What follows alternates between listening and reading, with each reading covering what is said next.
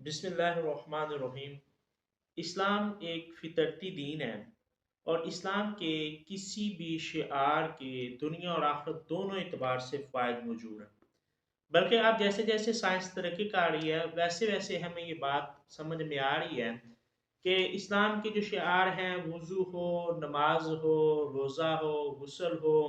مسواک ہو، ان کے نہ صرف مذہبی بلکہ ان کے طبی فوائد بھی بہت زیادہ جو ہیں وہ پائے جاتے ہیں۔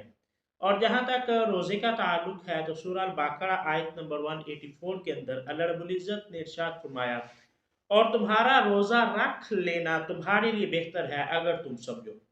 اب یہاں اگر غور کریں تو رب کائنات نے یہ مختص نہیں کیا کہ یہ روزہ رکھنا دنیا کے اعتبار سے بہتر ہے، آخرت کے اعتبار سے بہتر ہے، بلکہ یہ روزہ رکھنا ہمارے لیے ہر اعتبار سے بہتر ہے۔ اور اللہ کے رسول صلی اللہ علیہ وآلہ وسلم کی احادیث بھی اس حوالے سے ملتی ہیں۔ معجم الاوسط کے اندر ایک حدیث ہے، رسول اللہ صلی اللہ علیہ وآلہ وسلم نے فرمایا یعنی روزہ رکھو صحت مند ہو جاؤ گے۔ اسی طرح کی ایک حدیث طبرانی کے اندر موجود ہے، حضرت ابو ہریرہ رضی اللہ تعالی عنہ نے فرمایا، رسول اللہ صلی اللہ علیہ وآلہ وسلم فرماتے ہیں روزہ رکھا کرو تندرست ہو جاؤ گے۔ روزے کے طبی فوائد پر بات کرنے سے پہلے میں یہ بات ضروری سمجھتا ہوں کہ اس بات کی وضاحت کی جائے کہ اسلام کے اندر اگر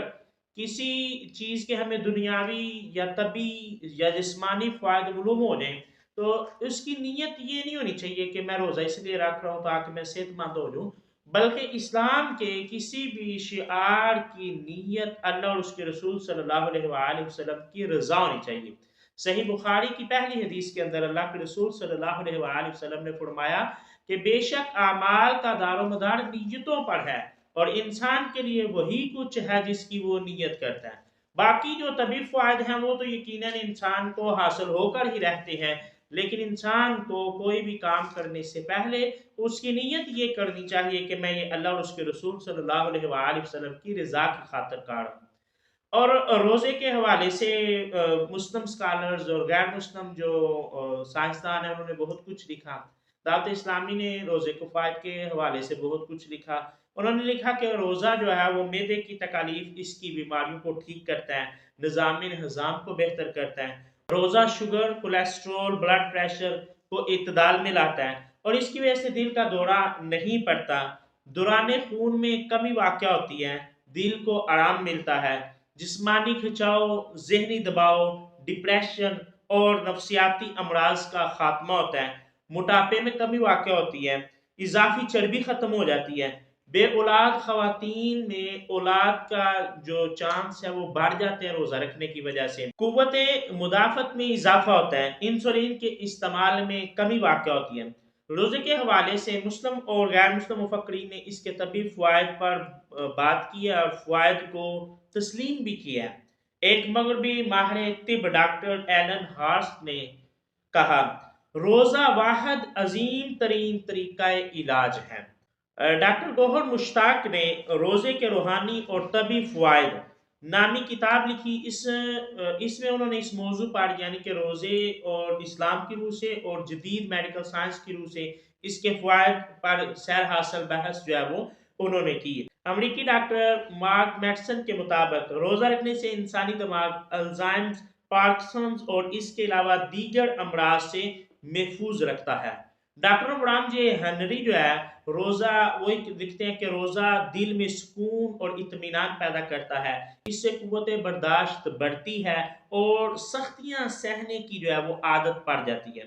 ڈاکٹر ڈی جیکب جو ہے اس حوالے سے لکھتے ہیں کہ مہینے میں ایک دو بار روزہ رکھنا صحت کے لیے نفع بخش ہے۔ ڈاکٹر ایمرسن کہتے ہیں فاقے کی بہترین چیز وہ روزہ ہے جو اہل اسلام کے طریقہ سے رکھا جائے۔ اور ایک پورپ ایلف گال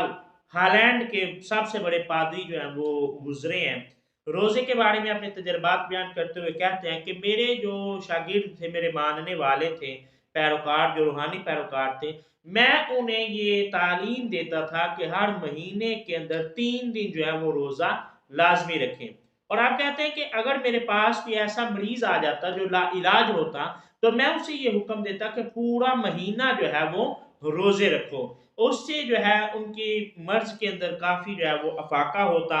اور وہ کہتے ہیں کہ میں نے یہ دیکھا ہے کہ جو لوگ شوگر کے مریض ہوں، دل کے مریض ہوں یا معدے کے مریض ہوں، انہیں روزے سے جو ہے وہ بہت زیادہ فائدہ ہوا۔ اور جو سب سے زیادہ فائدہ وہ کہتے ہیں، میں نے معدے کے مریضوں کو دیکھا کہ روزے کی وجہ سے انہیں اس سے بہت زیادہ فائدہ جو ہے وہ حاصل ہوا۔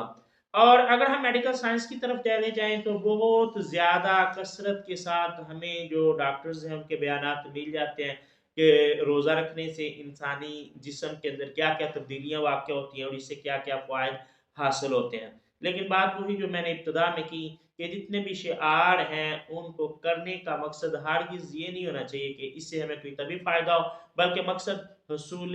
رضائے الہی ہونا چاہیے۔